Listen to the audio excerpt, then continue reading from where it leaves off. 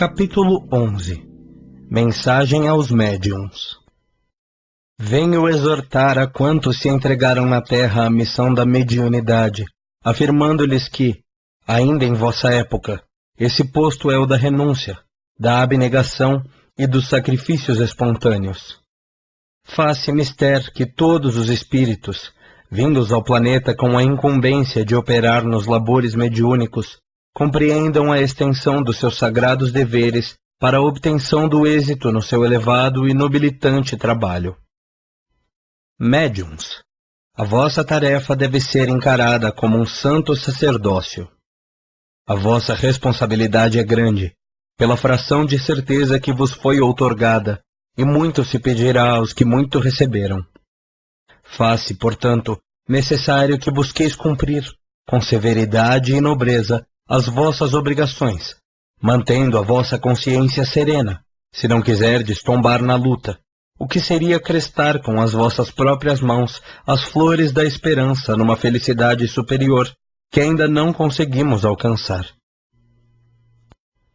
Pesai as consequências dos vossos mínimos atos, porquanto é preciso renuncieis à própria personalidade, aos desejos e aspirações de ordem material, para que a vossa felicidade se concretize.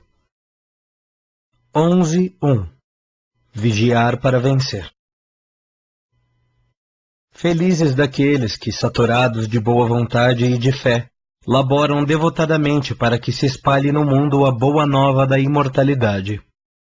Compreendendo a necessidade da renúncia e da dedicação, não reparam nas pedras e nos acúlios do caminho, encontrando nos recantos do seu mundo interior os tesouros do auxílio divino. Acendem nos corações a luz da crença e das esperanças, e se, na maioria das vezes, seguem pela estrada incompreendidos e desprezados, o Senhor enche com a luz do seu amor os vácuos abertos pelo mundo em suas almas, vácuos feitos de solidão e desamparo.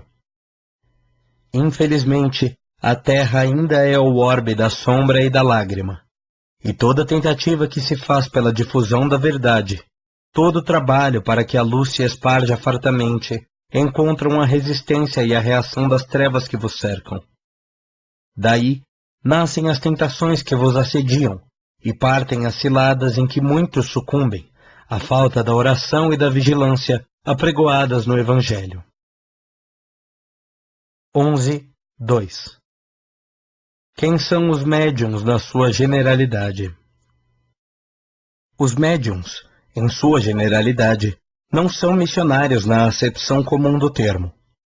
São almas que fracassaram desastradamente, que contrariaram sobremaneira o curso das leis divinas e que resgatam, sob o peso de severos compromissos e ilimitadas responsabilidades, o passado obscuro e delituoso.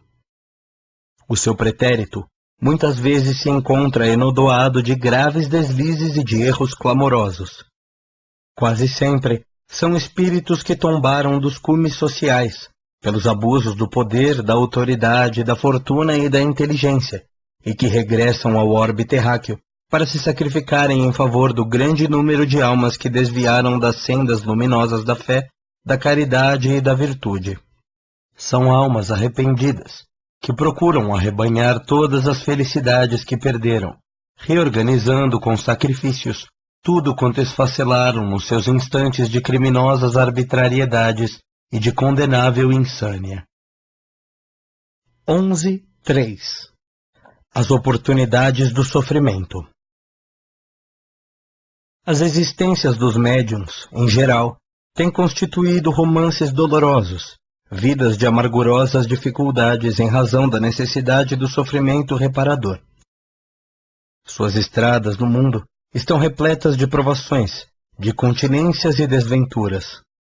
Faz-se, porém, necessário que reconheçam o ascetismo e o padecer como belas oportunidades que a magnanimidade da providência lhes oferece, para que restabeleçam a saúde dos seus organismos espirituais, combalidos nos excessos de vidas mal orientadas, nas quais se embriagaram à saciedade com os vinhos sinistros do vício e do despotismo. Humilhados e incompreendidos, Faça mister que reconheçam todos os benefícios emanantes das dores que purificam e regeneram, trabalhando para que representem, de fato, o exemplo da abnegação e do desinteresse, reconquistando a felicidade perdida. 11.4 Necessidade da exemplificação. Todos os médiuns, para realizarem dignamente a tarefa a que foram chamados a desempenhar no planeta, necessitam identificar-se com o ideal de Jesus, buscando para alicerce de suas vidas o ensinamento evangélico, em sua divina pureza. A eficácia de sua ação depende do seu desprendimento e da sua caridade, necessitando compreender, em toda a amplitude, a verdade contida na afirmação do Mestre: dai de graça o que de graça receberdes. Devendo evitar, na sociedade, os ambientes nocivos e viciosos, podem perfeitamente cumprir seus deveres em qualquer posição social a que forem conduzidos, sendo uma de suas precípuas obrigações melhorar o seu meio ambiente com o exemplo mais puro de verdadeira assimilação da doutrina de que são pregoeiros.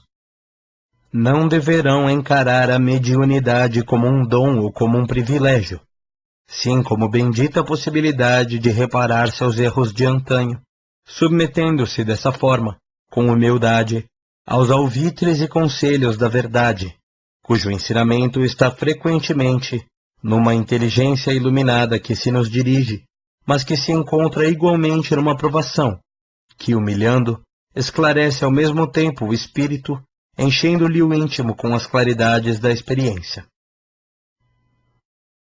11.5 O problema das mistificações. O problema das mistificações não deve impressionar os que se entregam às tarefas mediúnicas, os quais devem trazer o Evangelho de Jesus no coração. Estás muito longe ainda de solucionar as incógnitas da ciência espírita, e se aos médiuns, às vezes, torna-se preciso semelhante prova, muitas vezes os acontecimentos dessa natureza são também provocados por muitos daqueles que se socorrem das suas possibilidades. Tende o coração sempre puro.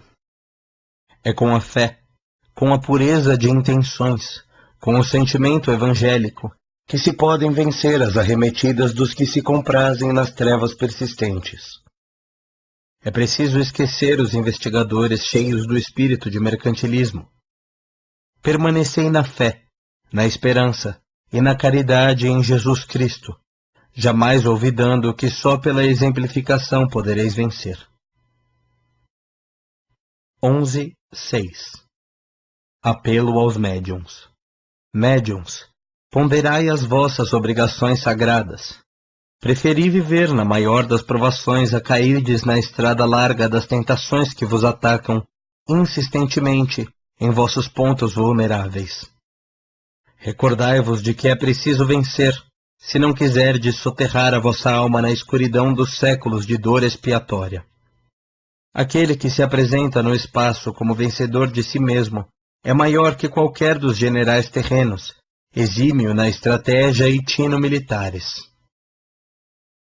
O homem que se vence faz o seu corpo espiritual apto a ingressar em outras esferas, e enquanto não colaborardes pela obtenção desse organismo etéreo, através da virtude e do dever cumprido, não saireis do círculo doloroso das reencarnações.